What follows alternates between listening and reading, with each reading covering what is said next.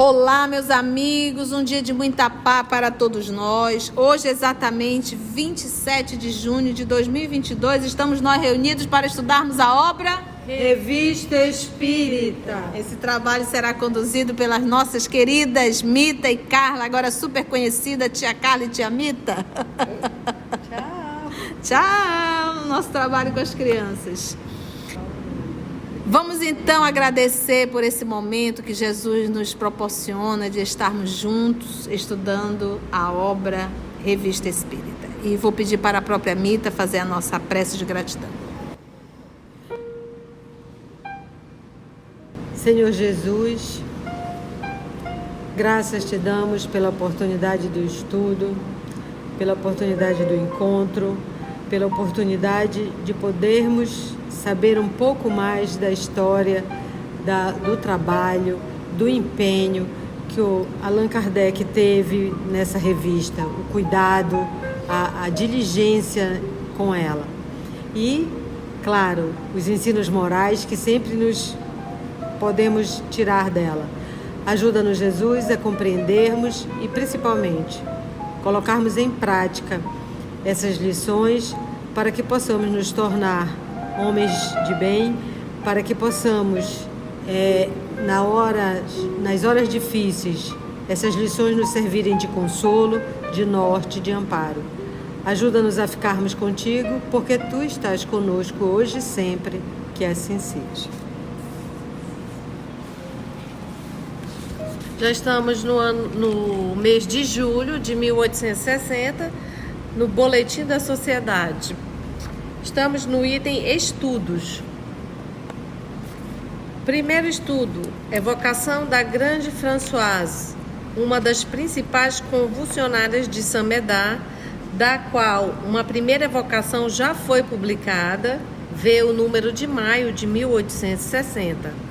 Este espírito foi chamado novamente, a pedido seu, com o objetivo de retificar a opinião emitida sobre o diácono Pares. Acusa-se de o haver caluniado, desnaturando suas intenções, e pensa que a retratação feita espontaneamente poderá poupar-lhe a merecida punição. O que acontece? A Françoise, no artigo de maio, que se chama Uma Convulsionária, nas perguntas 13 a 17, ela diz que ela censura o diácono Pares, porque o censuro pelo meu erro, pelo mal que ele me fez em nome de Deus, ela vai falando, e diz que ele incentivava o que acontecia lá. E numa revista anterior, num artigo anterior, numa evocação anterior, o Allan Kardec evocou o próprio Pares e ele disse que não, que ele nunca se interessou por isso, que nem lá ele estava. E aí então ficou essa contradição e agora vem ela dizendo que pediu retratação, que ela mesma, né? Que ela o caluniou. E é bom falar o que é Saint-Médard, né? Elas eram os convulsionários que iam no cemitério de Saint-Médard e na sepultura desse diácono de Pares e faziam crucificações, mortificações e aí ela está dizendo, ela disse nessa última de maio que ele incentivava isso e agora ela está dizendo que ela o caluniou. Se você voltar nos estudos antigos, vai ver que até a prefeitura teve que intervir para parar com as visitas dos convulsionários, porque já estava, o fanatismo estava muito alto. Foi, proibiu. São Luís completa a comunicação com informes sobre os mundos destinados ao castigo dos espíritos culpados. Segundo estudo, exame analítico e crítico das comunicações de Charlet sobre os animais. Esse do Charlet sobre os animais está na revista de junho de 1860, com o título de O Espírito e o Cãozinho. O espírito desenvolve, completa e retifica, quer dizer, corrige certas afirmações que tinham parecido obscuras ou errôneas. Tal exame será continuado na próxima sessão, publicado adiante. Terceiro estudo. 2 ditados espontâneos são obtidos. O primeiro pela senhorita Rouet, sobre a continuação das memórias de um espírito. O segundo pela senhora Lesque, assinado por Georges, seu espírito familiar, sobre o exame crítico que a sociedade se propõe fazer das comunicações espíritas. O espírito aprova muito esse gênero de estudo e o considera como um meio de prevenir as falsas comunicações. Está na revista de junho, está publicado no canal. Vá lá. Agora, esse aqui, o exame analítico das comunicações de Charlet sobre os animais, porque nós estamos em julho de 1860. É junho de 1860? Já Não, passou? nós estamos em julho. Em junho, lembra que ele falou que a gente viu da mediunidade dos animais? Está atrás, então. Está para trás. E agora ele vai publicar outra adiante Para esclarecer pontos. Ainda na pontos. 1860. Aí, em julho. Sexta-feira, 8 de junho de 1860, sessão geral. Leitura da ata e dos trabalhos da sessão de 1º de junho. A senhora viúva G, antigo membro titular, não fazendo parte da lista de 30 de abril, em cumprimento ao novo regulamento da sociedade, escreve para explicar os motivos de sua abstenção, pedindo à sociedade para ser reintegrada como associada livre.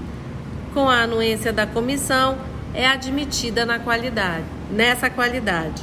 Lembrando que eles tinham dito que passou 3 meses sem aparecer, sem dar satisfação, sem passar nada, ia ser eliminada. Ela, sabendo, lendo logo essa publicação, já mandou a cartinha dizendo onde estava, porque justificando a sua ausência. Então, para você ver como é que funciona a seriedade da sociedade. Comunicações diversas. Primeira, leitura de um ditado espontâneo recebido pela senhora Lesque e assinado por Delphine de Girardin sobre as primeiras impressões de um espírito. Apresenta um quadro poético e muito real das sensações que o espírito experimenta ao deixar a Terra. Delphine de Girardin nasceu em 24 de janeiro de 1804 e desencarnou em 29 de junho de 1855, aos 51 anos. Foi uma escritora francesa, casou-se com um jornalista e político que era eminente, o Émile de Girardin. No Evangelho segundo o Espiritismo, o espírito de Delphine de Girardin assina a mensagem A Influência Real no capítulo 5, item 24. Então, ela tem mensagem no Evangelho. Segunda comunicação. Outro ditado pelo mesmo médium, assinado por Alfred de Musset, intitulado Aspirações de um Espírito. Terceiro, o senhor M. de Metz relata um fato interessante, pessoal, sobre a influência de que um médium pode exercer sobre outra pessoa para lhe desenvolver a faculdade mediúnica. Influência do médium em outra pessoa para desenvolver a faculdade mediúnica. Foi por tal meio que essa faculdade foi desenvolvida no senhor M. Mas o que há de particular nessa circunstância é a constatação da ação à distância. Estando o médium em Chalon e o senhor M em Metz, combinaram a hora para a prova e o senhor M pôde constatar os momentos precisos em que o médium o influenciava ou cessava de agir. Ainda mais, Descreveu as impressões morais que o médium sentia, impressões que não podia suspeitar, e, por outro lado, o médium escreveu as mesmas palavras traçadas pelo Sr. M.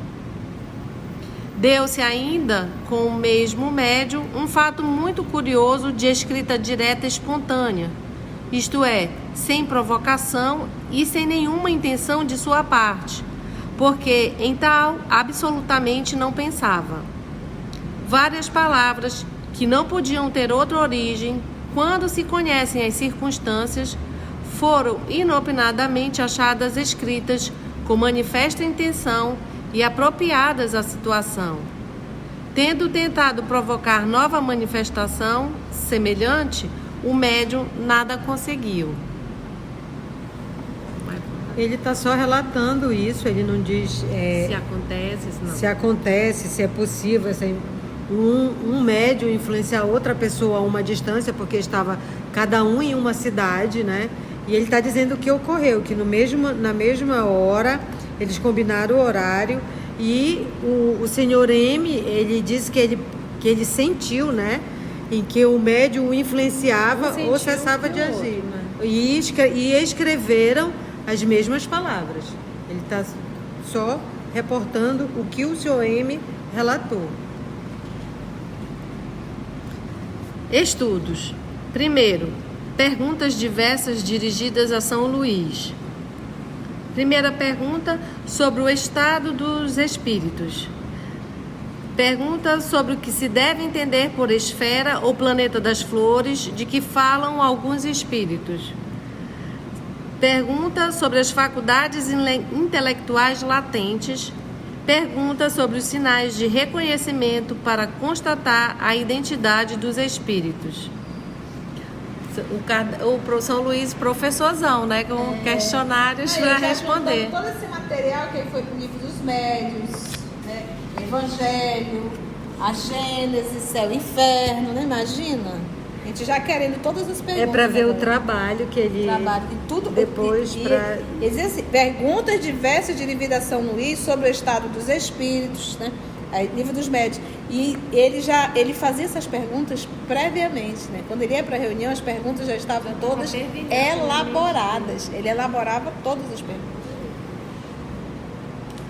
Porque essas perguntas já estavam na mente dele fervilhando dos próprios estudos que ele fazia, né? Ou seja, ele não ia para lá improvisar, né?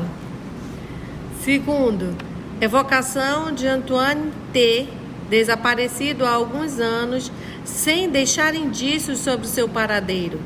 Reconhecida como inexata uma primeira evocação, ele explica o motivo e dá novos detalhes sobre sua pessoa.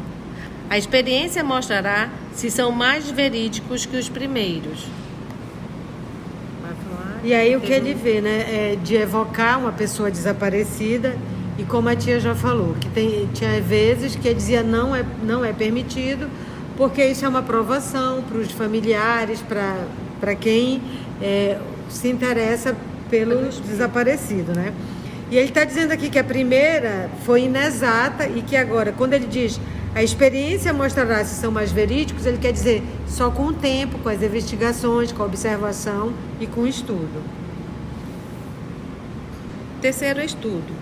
Evocação do astrólogo Vogt de Munique, que se suicidou em 4 de maio de 1860, ou seja, alguns meses antes somente. Pouco desprendido, seu espírito ainda se achou sob o império das ideias que o tinham preocupado durante a vida. 2 meses depois. 2 meses, é. E ele ainda estava ali Perturbado. Pouco desprendido. Como a gente viu. Acabou de ler, perturbação. Que eu tinha preocupado durante a vida.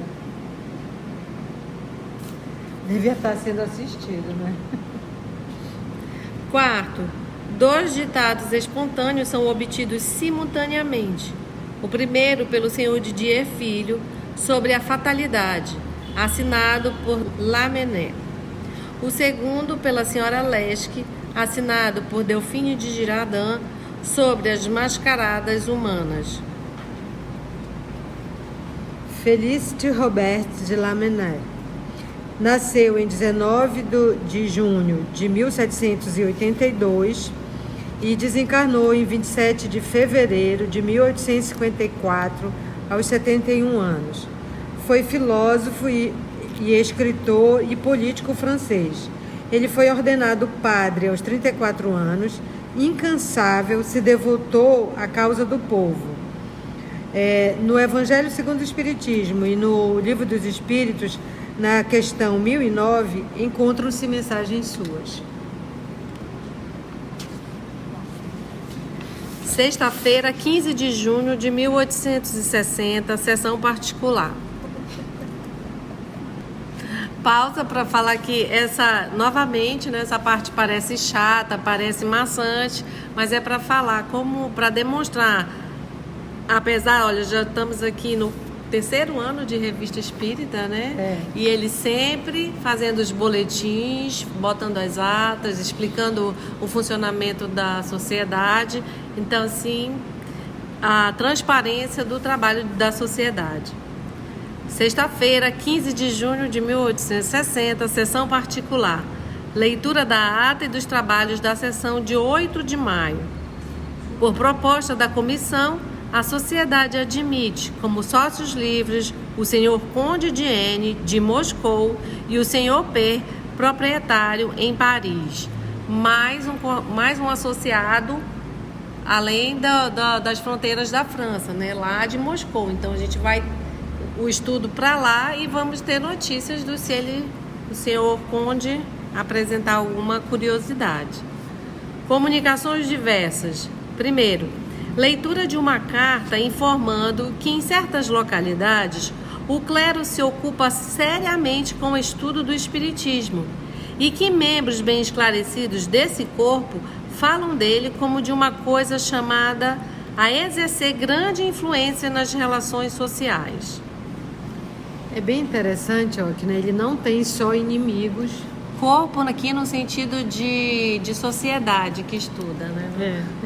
Então, para ver que ele não tinha só inimigos na Igreja Católica.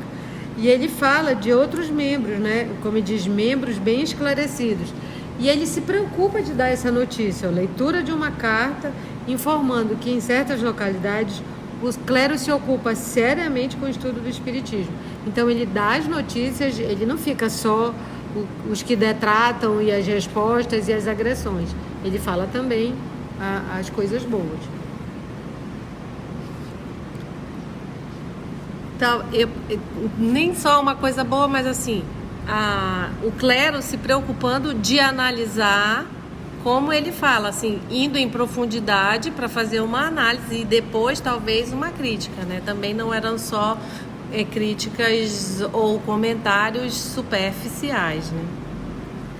Segundo, leitura de uma evocação particular feita na casa do senhor Allan Kardec, do senhor J. Filho de Saint-Étienne.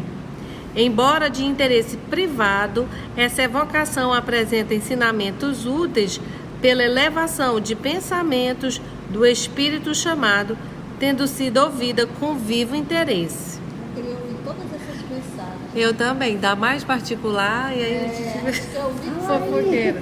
por que você não publicou? Terceira, observação apresentada pelo senhor Allan Kardec a respeito de uma predição, de uma profecia, que lhe foi submetida por um médium de seu conhecimento. Conforme tal predição, certos acontecimentos devem ocorrer em data fixa e, como constatação, o espírito tinha dito ao médium que a fizesse assinar por várias pessoas, entre outras o senhor Allan Kardec, a fim de poder certificar, quando de sua ocorrência, a época em que fora feita. Então, teve uma profecia, uma predição, e aconteceu alguma coisa, uma mensagem. Não, o que sim, com data marcada, com hora, dizendo que certos fatos iriam acontecer. O médium queria que pessoas assinassem para dizer, olha, era verdade ou era mentira, que tal hora. É isso que está falando aqui. E o mais interessante é que assim, é um médium de conhecimento do Allan Kardec. Aí, bora ver. Kardec fala: eu me recusei, disse o senhor Allan Kardec, pelas seguintes considerações.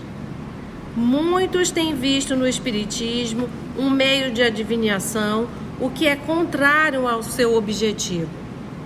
Quando acontecimentos futuros são anunciados e se realizam, trata-se, sem dúvida, de um fato excepcional e curioso, mas seria perigoso considerá-lo como regra.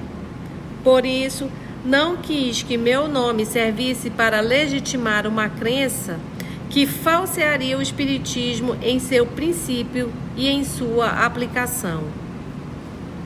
Bom senso de Kardec. Bom senso que, assim, espírito superior não dá previsão com data. E o objetivo da doutrina não é saber o futuro, é a transformação moral. Isso está muito bem explicado no livro dos Médiuns. E o mais interessante é que, assim, o Allan Kardec conhecia o médium. E mesmo assim ele disse: eu me recusei a assinar. Para não desvirtuar, né? Estudos. Primeiro, evocação de Tillorier, físico, que morrera supondo ter encontrado o meio de substituir o vapor pelo ácido carbônico condensado como força motriz. Reconhece que tal descoberta só existia em sua imaginação. Será publicado adiante. Adrien Jean Pierre de Tillorier. Ele foi um inventor francês. Ele foi a primeira pessoa a produzir o dióxido de carbono sólido. O dióxido de carbono sólido nada mais é do que o gelo seco. E ele achava que o gelo seco era substituir o vapor, um combustível. Ele mesmo depois reconhece que isso só existia na sua imaginação. Mas era uma tentativa, né? Valeu. Segundo estudo, continuação do exame crítico das comunicações de Charlet sobre os animais. Será publicado. Então, nos exames críticos, já será publicado. Terceiro, evocação de um espírito batedor que se manifesta ao filho do Sr. N, membro da sociedade, por efeitos físicos de certa originalidade. Diz-se ter sido tambor-mor na banda de música militar do Papa e chamar-se Eugênio. Sua linguagem não desmente a qualidade que se atribui. Se ele se manifesta batendo o tambor, da melhor qualidade, né? Por isso, de certa originalidade.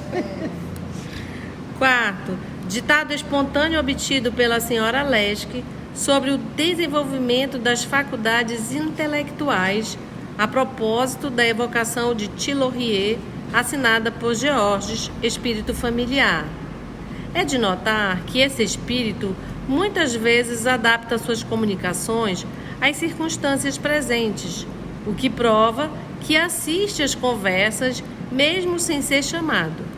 O fato produziu-se igualmente em várias outras ocasiões da parte de outros espíritos.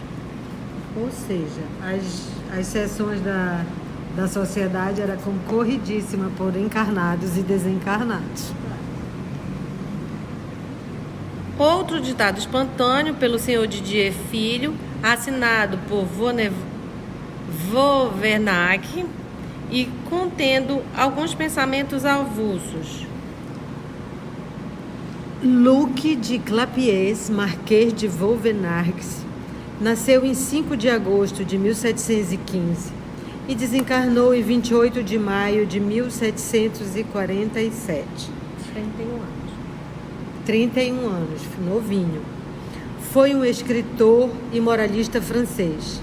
Ele morreu aos 31 anos com a saúde debilitada, tendo publicado no ano anterior, ou seja, em 1746, anonimamente, uma coleção de ensaios e aforismos encorajado por Voltaire, seu amigo. O aforismo são frases e textos curtos que sintetizam reflexões de natureza prática e moral, igual à mensagem que ele deu pelo Didier. Sexta-feira, 22 de junho de 1860, sessão geral. Leitura da ata e dos trabalhos da sessão de 15 de junho. Comunicações diversas. Leitura de um ditado espontâneo obtido pela senhora Leske sobre o devaneio assinado por Alfred Musset. Está na revista de junho de 1860 com o título de A Fantasia. Segundo, relato de um fato de mediunidade natural espontânea como médium escrevente apresentado pela senhora Lube, membro da sociedade. A pessoa é uma camponesa de 15 anos que, sem possuir nenhum conhecimento do espiritismo, escreve quase diariamente, por vezes páginas inteiras, de modo inteiramente mecânico. Uma intuição lhe diz que deve ser um espírito que lhe fala, porque, quando se sente levada a escrever, toma um lápis dizendo: vejamos o que ele vai me dizer hoje. Suas comunicações muitas vezes se referem a episódios da vida privada, seja para ela, seja para pessoas do seu conhecimento. Quase sempre são de extrema justeza, mesmo para as coisas que ela ignora completamente. É provável que essa faculdade, se fosse cultivada e bem dirigida, desenvolver-se-ia de modo notável e útil. É uma faculdade mediúnica? É espiritismo? Não. Porque a gente acabou de ler o que Kardec disse que espiritismo não pode ser comparado com o movimento de adivinhações ou até mesmo de textos particulares, né? O espiritismo tem uma missão muito maior, que é a reforma, a conduta moral do homem, né? E o dela se refere a episódios da vida privada. Privada, particular. Isso que ele disse, se fosse estudar, poderia aperfeiçoar essa faculdade. Estudos. Primeiro, perguntas sobre os animais de transição que podem preencher a lacuna existente na escala dos seres vivos entre o animal e o homem. O estudo será continuado. Segundo, pergunta sobre os inventores e as descobertas prematuras a propósito da evocação de Thilorier. O interessante desse informe de estudo é para saber assim, tudo antes era estudado, aprofundado, para antes ser publicado, para se falar alguma coisa, tecer comentários e ir para, vamos dizer, a enciclopédia do espiritismo. Então não era assim, bagunção. Terceiro, manifestações físicas produzidas pelo filho do Sr. N, menino de 13 anos, de que se falou na última sessão. O espírito batedor que se lhe vinculou o faz simular com as mãos e os dedos, com incrível volubilidade. Volubilidade é que se movimenta facilmente. Então ele movimentava rapidamente, facilmente os dedos. Toda sorte de evoluções militares. Então ele fazia essas evoluções facilmente. Como carga de cavalaria, manobras de artilharia, ataques de forte e etc.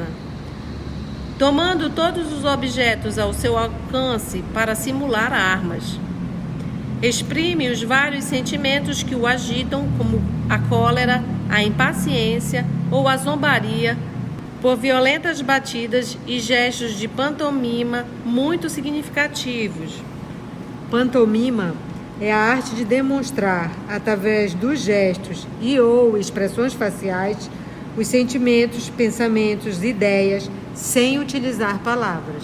É como se fosse uma mímica. O que se nota, além disso, é a impassibilidade e a despreocupação do garoto enquanto suas mãos e braços se entregam a essa espécie de ginástica. Torna-se evidente que todos os movimentos independem da sua vontade. Durante o resto da sessão, e mesmo quando já havia cessado a experiência, o espírito aproveitava a oportunidade para manifestar, a seu modo, o contentamento ou o mau humor a respeito do que se disse. Numa palavra, vê-se que se apodera dos membros do rapaz e os emprega como se fossem seus. Tal gênero de manifestações oferece um curioso objeto de estudo por sua originalidade e pode dar a compreender a maneira pela qual os espíritos agem sobre certos indivíduos. Tem 13 anos, né? Primeiro ele relatou, depois o menino foi na sessão para demonstrar.